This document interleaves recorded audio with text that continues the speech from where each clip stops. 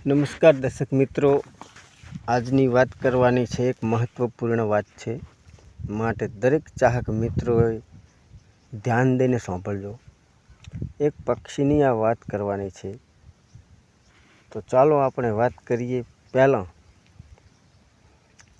અમારી સાહિત્ય સ્ટોરીમાં તમે નવા હોય તો અમારી સાહિત્ય સ્ટોરીને સરપ્રાઈઝ કરી દેજો, જેથી કરીને આવનારા વિડીયો તમે સાંભળી શકો અને બીજાને પણ તમે સંભળાવી શકો. તો ચલો વાત કરીએ આગળ. આપણે એક પ્રાચીન કાળની વાત છે. એક ચકલીને એક કાગડો ભગવાન શિવના મંદિરના પાછલા ભાગમાં બેઠા હતા. રોજ ચકલી અને કાગડાને બેસવાનું સ્થાન એ ઝાડ ઉપર જ હતું અને ભગવાન શિવનું રોજ બેઉ પક્ષીઓ ભજન કરતા હતા. એક દિવસ બેઉ બેઠા હતા ત્યારે કાગડો પૂછે છે ચકલીને, ભાગ્ય તમારું મોટું કે બુદ્ધિ તમારી?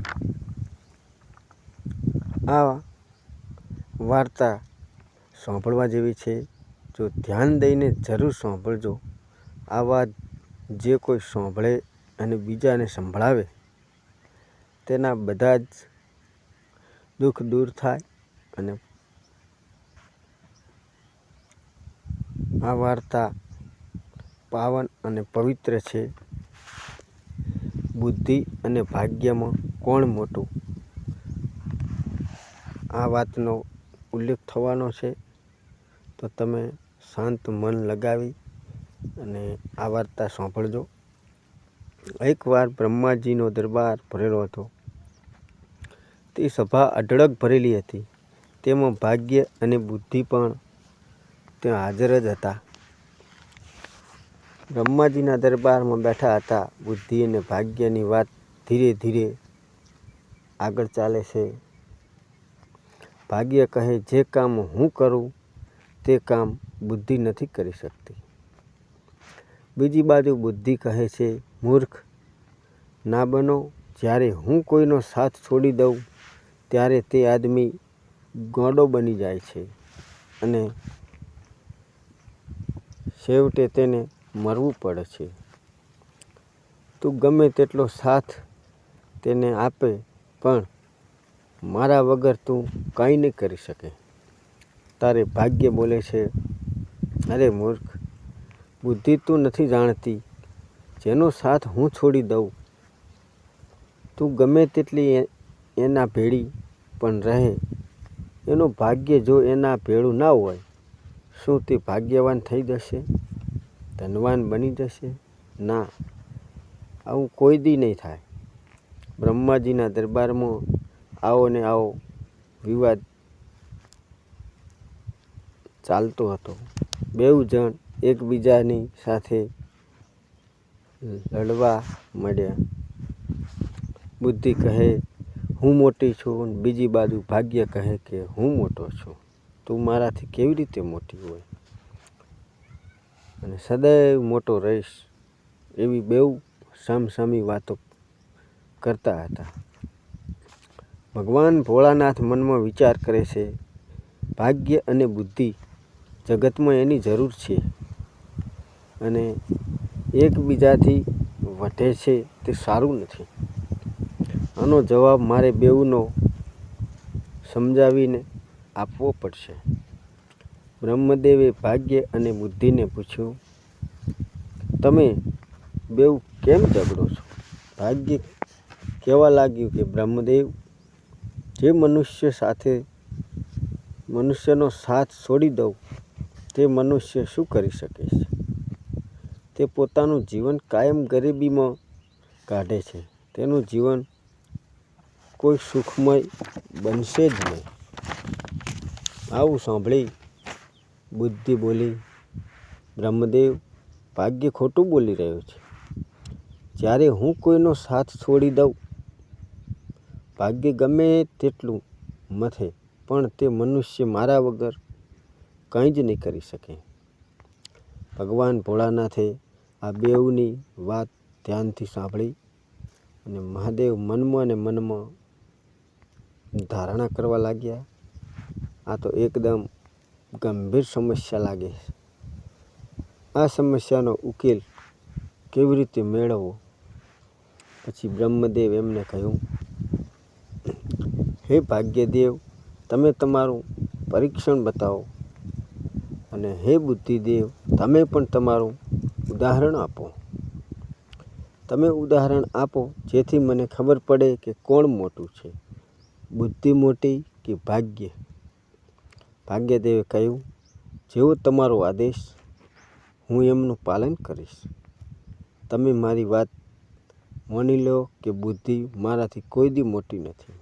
બ્રહ્મદેવે બેઉ જણાને મૃત્યુલોક બતાવ્યું અને કહ્યું કે જુઓ, આ જંગલમાં એક ડોશી અને એનો છોકરો એક નાનકડી છાપરીમાં રહેતો હતો.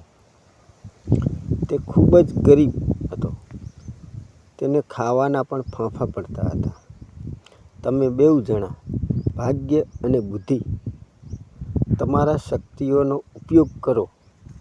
જે આ ગરીબ દીકરાને સમ્રાટ બનાવશે એ જ તમારા બેમાંથી મોટો ગણાશે.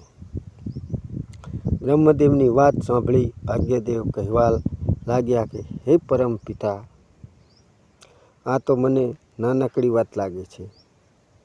ભાગ્યને દેવની વાત સાંભળી બુદ્ધિ કહે, આ નાનકડી વાત કેવી રીતે હોઈ શકે?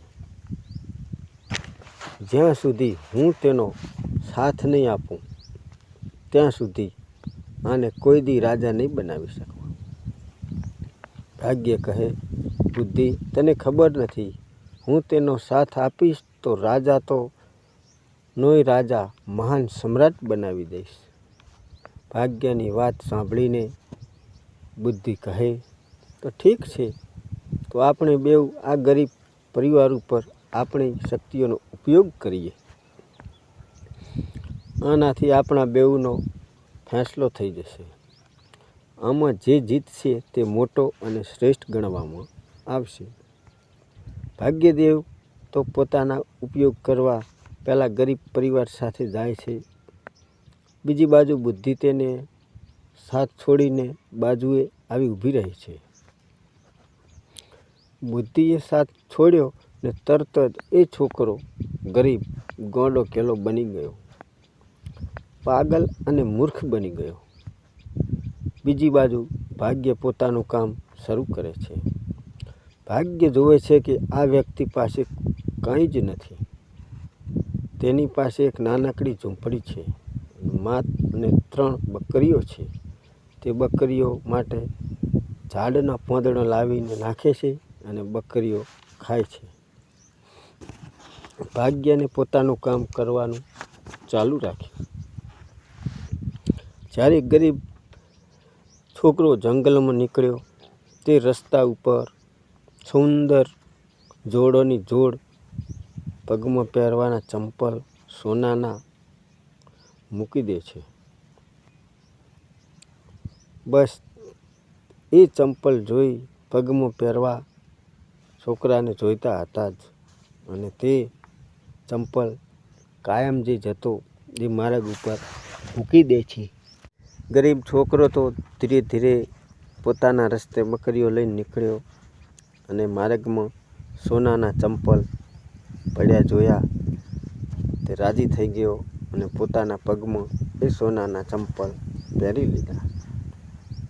બકરીઓ ચારી પોતાની ઝૂંપડીએ પાછો ફરતો હતો.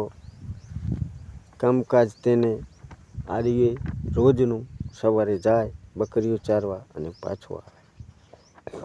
તેની માતાની પણ બુદ્ધિ કાંઈ જ નથી, કારણ કે તેણે પણ બુદ્ધિ છોડીને ચાલી ગઈ હતી. ભાગ્યને તેને ખૂબ સાથ આપ્યો, પણ તેનો કંઈ બદલાવ ના આવ્યો.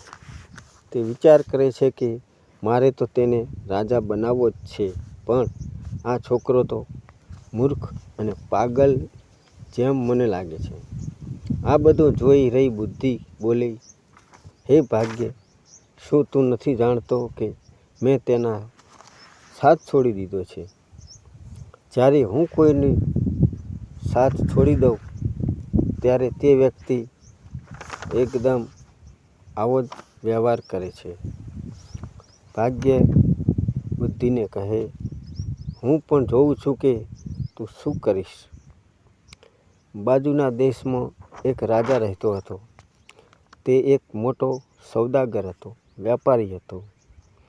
તે અલગ અલગ રાજ્યો ઉપર જઈ પોતાનો વેપાર કરતો હતો. વેપાર કરવા માટે તેની પાસે ઊંટ હતા અને તે ઊંટ ઉપર બેસી એક રાજ્યમાંથી બીજા રાજ્યમાં પોતાનો વેપાર કરવા જતો હતો. એક દિવસ તે વેપારી આ જંગલમાંથી નીકળ્યો જ્યાં પેલો ગરીબ છોકરો રહેતો હતો.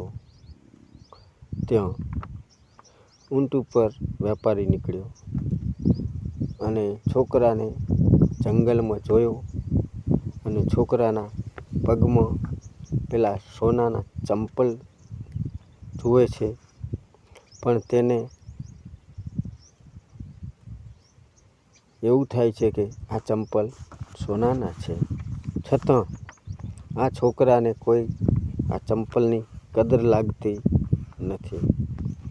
આવું જોઈ તેને ખબર પડે છે કે આ સોનાના ચંપલની વાત કોઈ જાણતો નથી.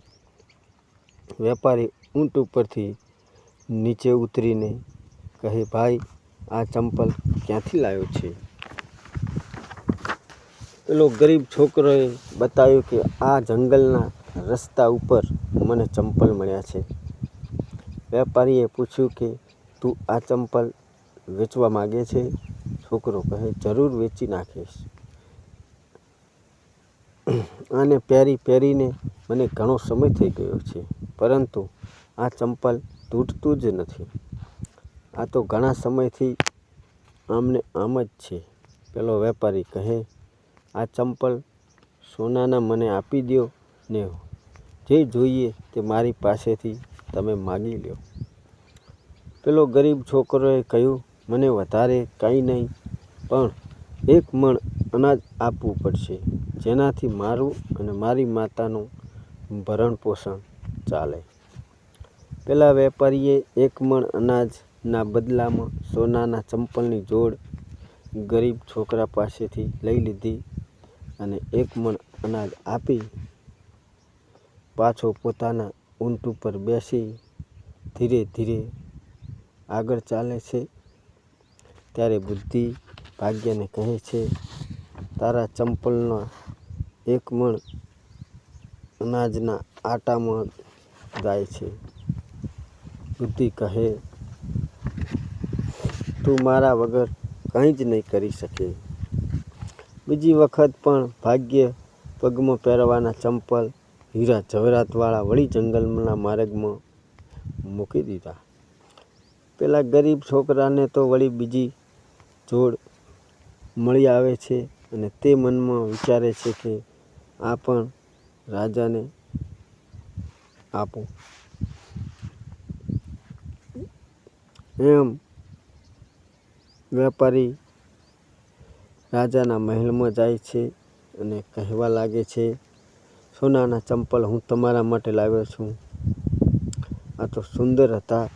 તે ચંપલ જોઈ મહારાજા રાજી થાય છે અને સોનાના ચંપલ જોઈ એવું લાગતું હતું કે આ ચંપલ દેવલોકથી આવ્યા હોય એવું લાગતું હતું અને દેવતાઓએ બનાવ્યા હોય એવું રાજાને લાગ્યું. તેમણે મંત્રીને હુકમ આપ્યો કે આ વેપારીને 10 મુદ્રાઓ આપી દો. રાજાએ તો વેપારીને 10 મુદ્રાઓ સોનાની આપી દીધી. આટલી બધી મુદ્રાઓ જોઈ વેપારી વિચાર કરવા લાગ્યો કે મારે મારા વેપારમાં હવે વધારો કરવો પડશે. એના પરથી વેપારી ધીમે ધીમે પોતાને ઊંટ ઉપર બેસી બીજા દેશમાં વેપાર કરવા નીકળી પડે છે. પણ રસ્તો તો એ જ હતો જ્યાં ગરીબ પેલો છોકરો જંગલમાં રહેતો હતો, બકરીઓ ચારતો હતો. તે જંગલમાં થઈને જ રાજા પેલા વેપારીને નીકળવાનું હતું અને તે રસ્તે એ વેપારી પાછો નીકળે છે અને ફરીથી ગરીબ પરિવારના છોકરાના પગમાં વળી સોનાના ચંપલની જોડ ભાળે છે. એ ચંપલની જોડ જોઈ વેપારી એ છોકરા પાસે જાય છે અને ત્યાં બેસે છે. છોકરાને પણ એવું હોય છે કે આજે ફરીથી વેપારી આવે છે એટલે વધારે કંઈક લેવું પડશે. છોકરો પણ તે ચંપલ વેચવા માગતો જ હતો. છોકરો પણ તૈયાર હતો અને કહેવા લાગ્યો કે આ વખતે તમારે 1 ચણાની બોરી આખી મને આપવી પડશે. વેપારી પણ રાજી થઈ ગયો અને બોલ્યો, હા હા, 1 બોરી ચણાની તને આપી દઈશ. 1 બોરી ચણાની પેલા ગરીબ છોકરાને આપી દીધી. બીજી જોડ ચંપલ લઈ વેપારી તો આગળ ચાલવા લાગ્યો. મનમાં વેપારી વિચાર કરે છે કે જો મહારાજ મને 10 મુદ્રાઓ આપી છે, આ વખતે કદાચ 20 મુદ્રાઓ આપશે. ચાલો એ રાજા પાસે જ પાછો જઈ આવું. તે રાજ દરબારમાં જઈ રાજાને મળે છે અને કહે છે કે હે મહારાજ, હું તમારા માટે એક વિચિત્ર વસ્તુ લાવું છું. આ વખતે પણ હું લાવ્યો છું સુવર્ણ જોડી ચંપલ. રાજાને આપે છે. રાજા કહે, બહુ સુંદર છે, પણ આ ચંપલ સોનાના તું લાવે છે ક્યાંથી? મને તે બતાવ. વેપારી તો બહુ વિચાર કરીને બોલે છે કે દ્રવિડ દેશમાં એક રાજા છે, ત્યાં હું વેપાર કરવા જાઉં છું. ત્યાં મને આ સોનાના ચંપલ ભેટ રૂપે મળે છે. ત્યારે રાજાએ તેને કહ્યું, શું તે રાજાને કોઈ પુત્ર છે? વેપારી તો ફરીથી જૂઠું બોલી ગયો, નહીં મહારાજ, તે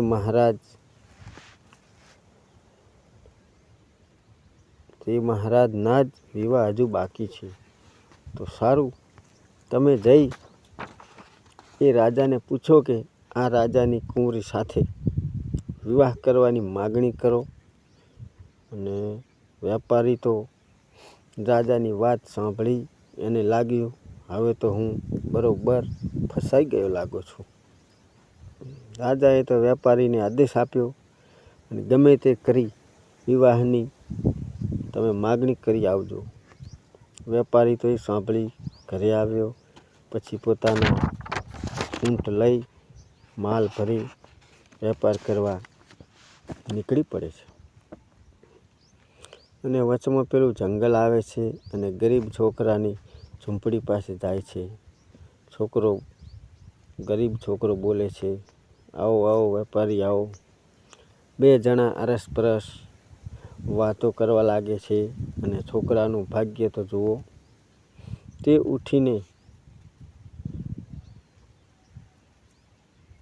પોતાની ભરેલી ઊંટ ઉપર રાખેલી બોરીઓ ઉપર બેસે છે અને જે બોરીઓમાં જે વસ્તુ હતી તે બધી જ વસ્તુ એ ગરીબ છોકરાના બેસવાથી સોનાની થઈ જાય છે.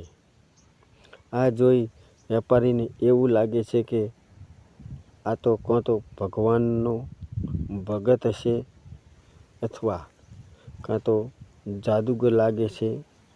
તો દર્શક મિત્રો, આટલે આપણે આ વાત અધૂરી રાખીએ છીએ અને બાકીનો ભાગ પાછળથી રિલીઝ કરશું. તો માટે તમે સર્વે સાંભળજો અને બીજાને પણ સંભળાવજો.